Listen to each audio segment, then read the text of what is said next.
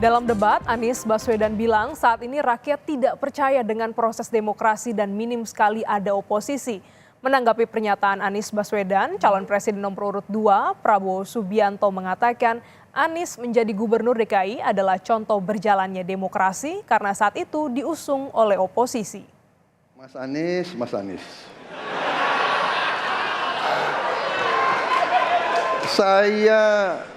Saya berpendapat Mas Anies ini agak berlebihan. Mas Anies mengeluh tentang demokrasi ini dan itu dan ini. Mas Anies dipilih jadi gubernur DKI menghadapi pemerintah yang berkuasa. Saya yang mengusung Bapak.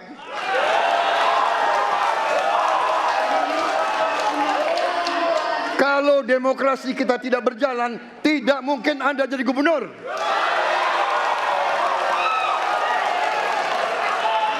Kalau Jokowi diktator, Anda tidak mungkin jadi gubernur.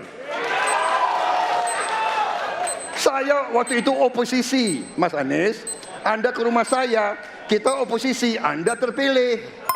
Waktu habis. Ketika kita menghadapi sebuah proses demokrasi, di situ ada pemerintah dan ada oposisi.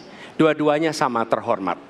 Dan ketika proses pengambilan keputusan itu dilakukan, bila ada oposisi, maka selalu ada pandangan perspektif berbeda yang membuat masyarakat bisa menilai. Karena itu oposisi itu penting dan sama-sama terhormat. Sayangnya tidak semua orang tahan untuk berada menjadi oposisi. Okay? Seperti sampaikan Pak Prabowo tidak tahan untuk menjadi oposisi. Apa yang terjadi? Beliau sendiri menyampaikan bahwa tidak berada dalam kekuasaan membuat tidak bisa berbisnis, tidak bisa berusaha. Karena itu harus berada dalam kekuasaan. Kekuasaan lebih dari soal bisnis, kekuasaan lebih dari soal uang, kekuasaan soal kehormatan untuk menjalankan kedaulatan rakyat. Baik.